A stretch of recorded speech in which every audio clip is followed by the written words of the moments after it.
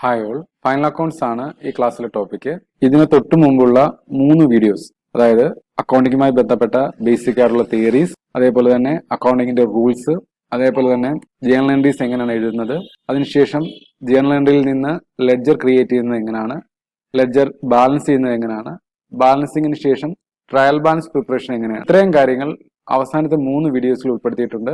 Accounts എഴുതി തയ്യാറാക്കുമ്പോൾ journal entry എങ്ങനെയാണ് ചെയ്യേണ്ടത്, ജേണൽ എൻട്രി പ്രകാരമുള്ള കാര്യങ്ങൾ ലെഡ്ജറിലോട്ട് എങ്ങനെയാണ് പോസ്റ്റ് ചെയ്യേണ്ടത്, ലെഡ്ജർ ബാലൻസ് ചെയ്ത് ട്രയൽ ബാലൻസ് പ്രിപ്പയർ ചെയ്യുന്നത് എങ്ങനെ, ഇത്രയും കാര്യങ്ങൾ ഇതിനു മുമ്പുള്ള വീഡിയോസിൽ പറയുന്നുണ്ട്.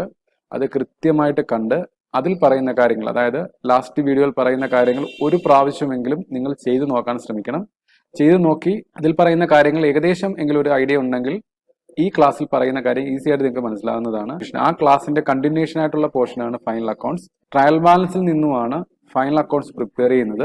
അതുകൊണ്ടാണ് ആദ്യം തന്നെ ഈ ഒരു കാര്യം എടുത്തു പറയുന്നത്. ഫൈനൽ അക്കൗണ്ട്സ് എന്നാൽ അതിന്റെ പേര് സൂചിപ്പിക്കുന്നത് പോലെ ഫൈനൽ അക്കൗണ്ട്സ്, അവസാനത്തെ അക്കൗണ്ട്സ്. ഇന്ത്യയിൽ സാധാരണ ബിസിനസ് സ്ഥാപനങ്ങൾ അവരുടെ ഫൈനൽ അക്കൗണ്ട്സ് പ്രിപ്പയർ ചെയ്യുന്നത് ഒന്നുകിൽ 31 മാർച്ച്, അതായത് മാർച്ച് 31 നമ്മുടെ ഫിനാൻഷ്യൽ ഇയർ ഏപ്രിൽ 1 തൊട്ട് മാർച്ച് 31 വരെയാണ്. ചില സ്ഥാപനങ്ങൾ കലണ്ടർ ഇയർ യൂസ് ചെയ്യാറുണ്ട്, അതായത് ജനുവരി 1 തൊട്ട് ഡിസംബർ 31 31 മാർച്ചോ ഡിസംബർ 31 അതിനു മുമ്പുള്ള ആ ഒരു വർഷ കാലയളവിൽ അവര് നടത്തിയ ബിസിനസിന്റെ ആ ഒരു റിസൾട്ട്, അതായത് ആ സ്ഥാപനം ആ ഒരു വർഷത്തെ ബിസിനസ്സിലൂടെ ലാഭമാണോ നഷ്ടമാണോ ഉണ്ടായത്, ആ ഒരു 31 മാർച്ചിലോ അല്ലെങ്കിൽ ഡിസംബർ 31 ആ സ്ഥാപനത്തിന്റെ ഫിനാൻഷ്യൽ പൊസിഷൻ, അതായത് ആ സ്ഥാപനത്തിൽ എത്ര രൂപയുടെ ആസ്തിയുണ്ട്, എത്ര രൂപയുടെ ബാധ്യതയുണ്ട്, ഇത് കണ്ടെത്താൻ വേണ്ടിയിട്ട് തയ്യാറാക്കുന്ന അക്കൗണ്ട്സ് ആണ് ഫൈനൽ അക്കൗണ്ട്സ്, അല്ലെങ്കിൽ ഫിനാൻഷ്യൽ സ്റ്റേറ്റ്മെന്റ് എന്ന് മറ്റൊരു പേര് ഇതിനുണ്ട്. അപ്പോൾ ഇത് തയ്യാറാക്കുന്നത് ട്രയൽ ബാലൻസിന്റെ സഹായത്തോടു കൂടിയാണ്. ട്രയൽ ബാലൻസിന്റെ പ്രത്യേകത, ഒരു സ്ഥാപനത്തിലുള്ള മുഴുവൻ അക്കൗണ്ട്സും ട്രയൽ ബാലൻസിൽ ഉണ്ടാവും. അതായത് ഇൻകം അക്കൗണ്ടുകൾ ഉണ്ടാവും, എക്സ്പെൻസ് അക്കൗണ്ടുകൾ ഉണ്ടാവും, അതേപോലെ തന്നെ അസറ്റ് അക്കൗണ്ടുകൾ ഉണ്ടാവും, ലയബിലിറ്റി അക്കൗണ്ടുകൾ ഉണ്ടാവും. ഇവയിൽ നിന്ന് ഇൻകവും എക്സ്പെൻസും തരംതിരിച്ച്, ഇൻകം അക്കൗണ്ടുകളും എക്സ്പെൻസ് അക്കൗണ്ടുകളും തരംതിരിച്ച് ആ സ്ഥാപനത്തിന്റെ പ്രോഫിറ്റബിലിറ്റി, ലാഭമാണോ നഷ്ടമാണോ എന്ന് കണ്ടെത്തുന്നു. അതിനുശേഷമുള്ള അസറ്റ്സും ലയബിലിറ്റി അക്കൗണ്ടുകളും അതിൽ നിന്ന് ആ സ്ഥാപനത്തിന്റെ ഫിനാൻഷ്യൽ പൊസിഷൻ, അതായത് ആ സ്ഥാപനത്തിന്റെ ആസ്തി എത്ര, ബാധ്യത എത്ര, അത് കാൽക്കുലേറ്റ് ചെയ്യുന്നു. അപ്പൊ ഈ ഒരു രീതിയിൽ ഈ ഒരു റിസൾട്ട് കിട്ടാൻ വേണ്ടിയിട്ട് ഫൈനൽ അക്കൗണ്ട്സിനെ പ്രധാനമായിട്ടും 3 ഭാഗങ്ങളായിട്ട് തരംതിരിക്കുന്നുണ്ട്. ആദ്യത്തെ പാർട്ടിന് പറയുന്നത് ട്രേഡിംഗ് അക്കൗണ്ട് എന്നും, രണ്ടാമത്തെ പാർട്ടിന് പറയുന്നത് പ്രോഫിറ്റ് ആൻഡ് ലോസ് അക്കൗണ്ട് എന്നും, മൂന്നാമത്തെ പാർട്ടിന് പറയുന്നത് ബാലൻസ് ഷീറ്റ് എന്നും. അപ്പൊ trading account, profit and loss account, balance sheet. ആദ്യത്തെ 2 പാർട്ട്, ട്രേഡിംഗ് അക്കൗണ്ടും പ്രോഫിറ്റ് ആൻഡ് ലോസ് അക്കൗണ്ടും, ആ സ്ഥാപനത്തിന്റെ ബിസിനസ്സിൽ നിന്നുള്ള ലാഭം എത്ര നഷ്ടം എത്ര എന്ന് കണ്ടെത്താൻ വേണ്ടി തയ്യാറാക്കുന്ന പോർഷനാണ്. അവസാന പോർഷൻ സ്ഥാപനത്തിന്റെ ഫിനാൻഷ്യൽ പൊസിഷനെയാണ് റിവീൽ ചെയ്യുന്നത്. ലാസ്റ്റ് പോർഷൻ നോക്കിയാൽ സ്ഥാപനത്തിന്റെ ആസ്തി എത്ര, ബാധ്യത എത്ര എന്ന് നമുക്ക് അറിയാൻ സാധിക്കും. ഇതാണ് ഫൈനൽ അക്കൗണ്ട്സിനെ കുറിച്ച് ഇൻട്രൊഡക്ഷൻ ആയിട്ട് പറയാനുള്ളത്. ഈ ഫൈനൽ അക്കൗണ്ട് ആദ്യം നമ്മൾ എങ്ങനെയാണ് മാനുവൽ ആയിട്ട് പ്രിപ്പയർ ചെയ്യുന്നത്, അതായത് അക്കൗണ്ട്സ് എഴുതി തയ്യാറാക്കുമ്പോൾ എങ്ങനെയാണ് ഫൈനൽ അക്കൗണ്ട് പ്രിപ്പയർ ചെയ്യുന്നത് കൃത്യമായിട്ടുള്ള ധാരണ വേണം. ഇതിനു മുമ്പുള്ള വീഡിയോയിൽ ട്രയൽ ബാലൻസ് വരെയുള്ള കാര്യങ്ങൾ എങ്ങനെയാണ് എഴുതി തയ്യാറാക്കുന്നത് നമ്മൾ പഠിച്ചു. അതിന്റെ കണ്ടിന്യൂഷൻ ആയിട്ട് എങ്ങനെയാണ് ഫൈനൽ അക്കൗണ്ട് നമ്മളൊരു മാനുവൽ രീതിയിൽ എഴുതി തയ്യാറാക്കുന്നതെന്ന് മനസ്സിലാക്കണം. ടാലി പ്രൈം എന്ന സോഫ്റ്റ്വെയർ കൈകാര്യം ചെയ്യുമ്പോൾ അതിൽ ഓരോരോ കാര്യങ്ങൾ നമ്മൾ റെക്കോർഡ് ചെയ്യുമ്പോൾ ഓട്ടോമാറ്റിക്കലായിട്ട് ഈ കാര്യങ്ങളെല്ലാം അവിടെ വരുന്നുണ്ട്. അതായത് trading account, profit and loss account, balance sheet ഒക്കെ എല്ലാം റിപ്പോർട്ട്സ് ആയിട്ട് അവിടെ നമുക്ക് കാണാൻ സാധിക്കും. ആ റിപ്പോർട്ട്സിനെ കുറിച്ച് നല്ല രീതിയിലൊരു ധാരണ നിങ്ങൾക്ക് വേണമെങ്കിൽ നിങ്ങൾ ആദ്യം മാനുവലായിട്ട്, അതായത് എഴുതി തയ്യാറാക്കുമ്പോൾ ഇത് എങ്ങനെയാണ് പ്രിപ്പയർ ചെയ്യുന്നതെന്നും ഇതിൽ നിന്നുള്ള റിസൾട്ട് എന്തൊക്കെയാണെന്നും ഇത് പ്രിപ്പയർ ചെയ്യുന്ന സമയത്ത് എന്തൊക്കെ കാര്യങ്ങൾ ശ്രദ്ധിക്കണമെന്നുള്ള ഒരു ഐഡിയ നിങ്ങൾക്ക് നല്ല രീതിയിൽ വേണം. അതുകൊണ്ടാണ് ആദ്യം ഫൈനൽ അക്കൗണ്ട്സ് കൃത്യമായിട്ട് ബുക്കിൽ എഴുതി പഠിച്ച് തുടങ്ങിയതിന് ശേഷം കമ്പ്യൂട്ടറിലോട്ട് മാറുമ്പോൾ നിങ്ങൾക്ക് ഈസി ആയിട്ട് തോന്നും, മനസ്സിലാക്കാനും ഈസി ആയിരിക്കും. ഓക്കെ, അപ്പം ആദ്യം എന്താണ് ഫൈനൽ അക്കൗണ്ട്സ് എന്ന് വിശദമായിട്ട് നമുക്കൊന്ന് നോക്കാം. ഈ പോയിന്റ്സിൽ പറയുന്ന എല്ലാ കാര്യങ്ങളും നല്ല രീതിയിൽ മനസ്സിലാക്കുന്നതിലൂടെ ഫൈനൽ അക്കൗണ്ട്സിനെ കുറിച്ചുള്ള നിങ്ങളുടെ അണ്ടർസ്റ്റാൻഡിംഗ് മെച്ചപ്പെടുന്നതാണ്. ഇവിടെ ആദ്യമായി പറയുന്നത്, the important objectives of accounting are to measure the performance of a business in terms of profit or loss and to ascertain its financial positions. അതായത് അക്കൗണ്ടിംഗ് എന്ന ആ ഒരു സിസ്റ്റത്തിന്റെ പ്രധാന objective measure performance of a ബിസിനസിന്റെ പെർഫോമൻസ് മെഷർ ചെയ്യുക. അതായത് പ്രോഫിറ്റബിലിറ്റിയുടെ അടിസ്ഥാനത്തിൽ, ഒരു സ്ഥാപനം ഉണ്ടാക്കുന്ന പ്രോഫിറ്റിന്റെ അടിസ്ഥാനത്തിലാണ് ഒരു സ്ഥാപനത്തിന്റെ പെർഫോമൻസ് വിലയിരുത്തുന്നത്. നല്ല രീതിയിൽ ലാഭം നേടുന്ന ബിസിനസ് സ്ഥാപനങ്ങളാണെങ്കിൽ അതിന്റെ പെർഫോമൻസ് വളരെ മികച്ചതാണ്.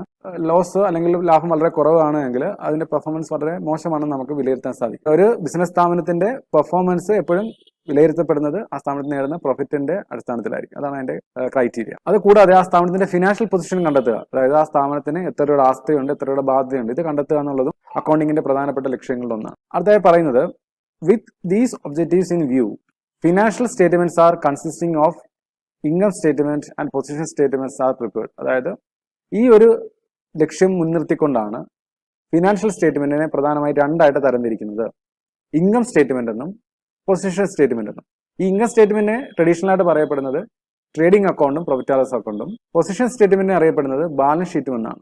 ഇൻകം സ്റ്റേറ്റ്മെന്റ് പ്രിപ്പയർ ചെയ്യുന്നത്, അതായത് ട്രേഡിംഗ് അക്കൗണ്ടും പ്രോഫിറ്റ് ആൻഡ് ലോസ് അക്കൗണ്ടും പ്രിപ്പയർ ചെയ്യുന്നത് സ്ഥാപനത്തിന്റെ പ്രോഫിറ്റബിലിറ്റി എത്ര, അതായത് ആ ഒരു അക്കൗണ്ടിംഗ് ഇയറിലോ ഫിനാൻഷ്യൽ ഇയറിലോ അവർ നടത്തിയ ബിസിനസിന്റെ ഭാഗമായിട്ട് ആ സ്ഥാപനം നേടിയ ലാഭം എത്ര, നഷ്ടം എത്ര എന്ന് കണ്ടെത്താൻ വേണ്ടിയിട്ടാണ് ഇൻകം സ്റ്റേറ്റ്മെന്റ്. ഇൻകം സ്റ്റേറ്റ്മെന്റിന് പിന്നെ സബ് ഡിവിഷൻ ഉണ്ട്, trading account, profit and loss account. തൊട്ടടുത്ത പോയിന്റിൽ അതാണ് പറയുന്നത്.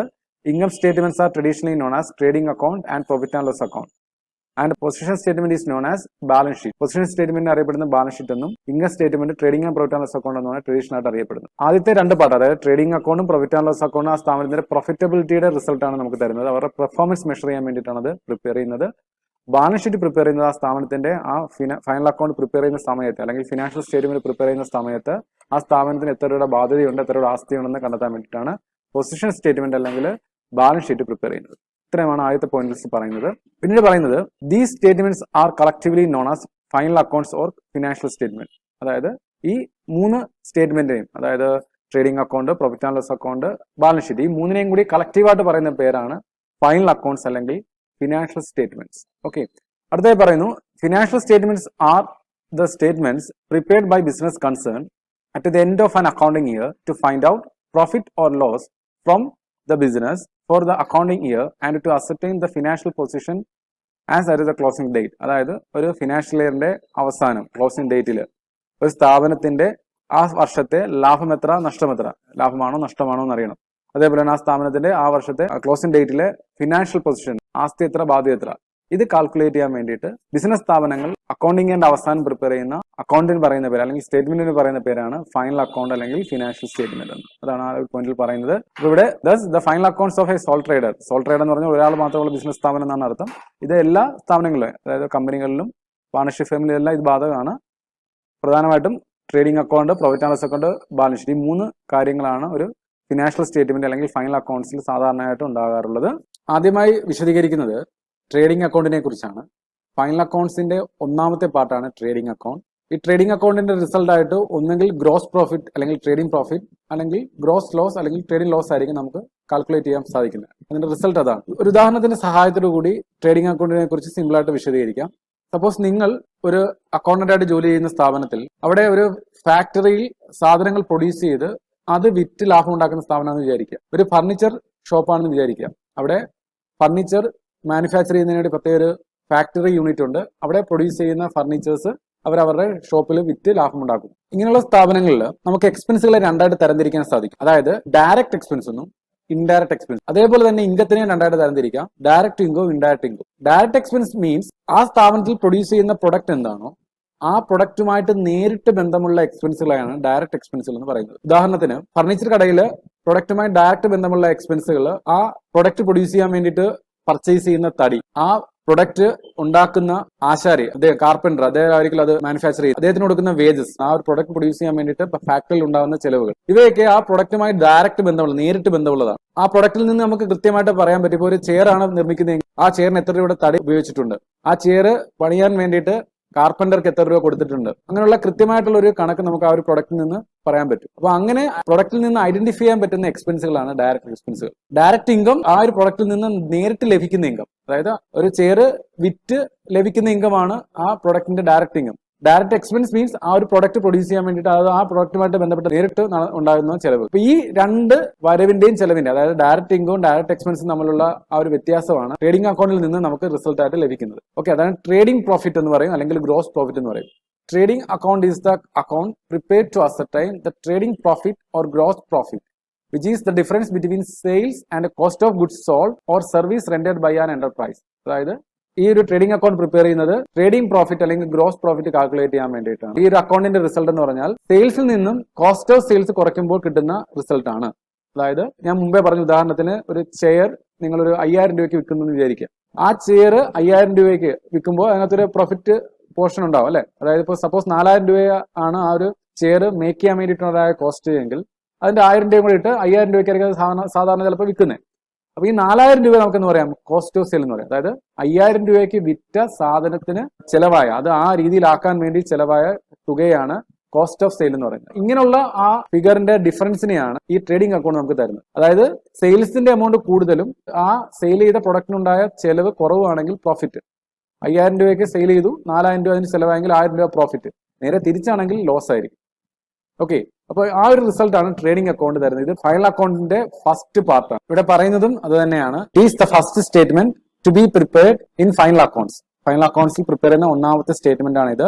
It is prepared to find out the result of buying and selling of goods and services. ഗുഡ്സും അല്ലെങ്കിൽ സർവീസ് ഇത് ബൈ ചെയ്യുമ്പോൾ അല്ലെങ്കിൽ സെല്ല് ചെയ്യുമ്പോൾ ഉണ്ടാകുന്ന ആ ഒരു റിസൾട്ട് എന്താണെന്ന് കണ്ടെത്താൻ വേണ്ടിയിട്ട് പ്രിപ്പയർ ചെയ്യുന്ന ഫൈനൽ അക്കൗണ്ടിന്റെ ഒന്നാമത്തെ പാർട്ടാണ് ട്രേഡിംഗ് അക്കൗണ്ട് എന്ന് പറയുന്നത്. ട്രേഡിംഗ് അക്കൗണ്ടിന്റെ ഫോർമാറ്റ് ഇതാണ്.